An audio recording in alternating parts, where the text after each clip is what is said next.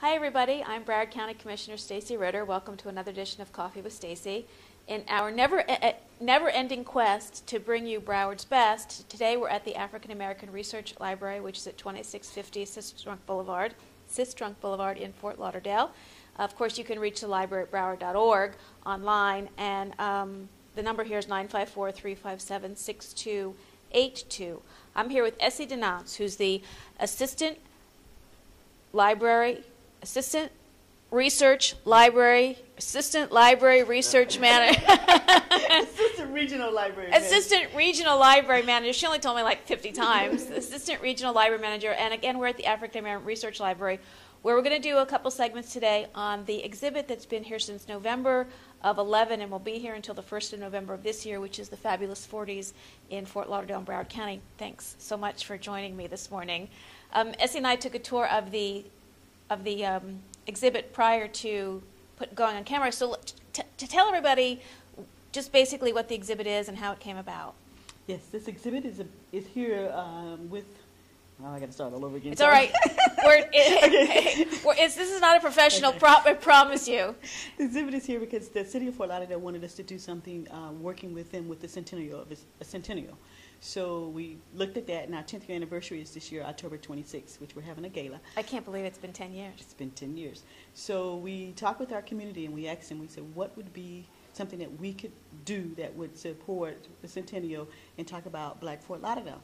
And we brought about 90 elders together, and they said that it was Fifth Avenue back in the 1940s. And we thought, how could that be? It was doing segregation. But they said it was a time that they were working together. They had a lot of entrepreneurs. They had a millionaire. They were supporting each other. It was a great time for them. So we said, okay, it wasn't Sistrunk, it was Fifth Avenue. So we put it together. We had to work with the community. And that was one of the things that Mr. Morrison had wanted it for, it to be a bridge to the community. So by doing this project, it really, we had to talk with them. We had to get information from them in order to put this together. So it's a history lesson for all of us. How long did it take you to plan it before you actually opened the exhibit? A year.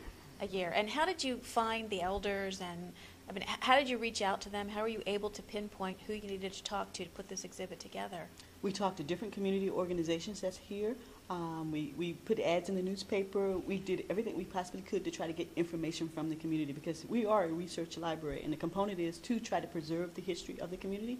And by doing this project, we've done a great deal with that. And this was as we talked earlier, and the 40s doesn't come to mind. It wouldn't come to my mind as the height of cult, whatever activity here in Fort Lauderdale because of segregation. How difficult was it to find all the material that you have at this amazing exhibit?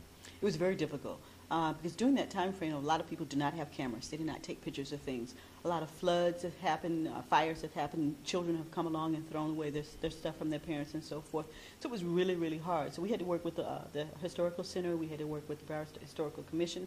We had to do a lot of different things in order to find this information, and Old Dillard and so forth, to pull this together, because otherwise we wouldn't have had it. The kids today don't realize, I think, my kids, everybody carries a cell phone these days, everybody's got a camera. My kids take so many pictures of themselves that, and their friends, more than we ever did, because you had to remember, first of all, you had to have enough money to buy a camera, then you had to remember to take pictures, and I guess that was part of it. I mean, there are no pictures of me as an infant because my parents couldn't afford a camera. I always say I was adopted because of that, but they swear it's not true. But same thing. I mean, we're talking about a thriving community in the 40s Yes. here, but not necessarily affluent. Well, some areas where we had a lot of entrepreneurs that started businesses, but some were not. But as a whole, as a component, it was a thriving community. They worked together. There was no welfare system. They supported each other. Could they go? Tell me about segregation in the 40s here. Were there areas where there was integration, or was it mostly or all segregated here in Broward County, Fort Lauderdale area in the 40s? Well, there's different points of view. At one point, I was told, like the beaches, people would just go to the same beach, and they would just be on different sides, and then people bought property and it changed. This is an immigrant population because people came from all over, from the Caribbeans and so forth. So it was segregated in the sense that if a black person wanted to go across the tracks at night, they had to have an ID and have a purpose for going across, and they had to be able to show it to the policeman. Wow. So there was segregation. They had to stay in their own community for the most part.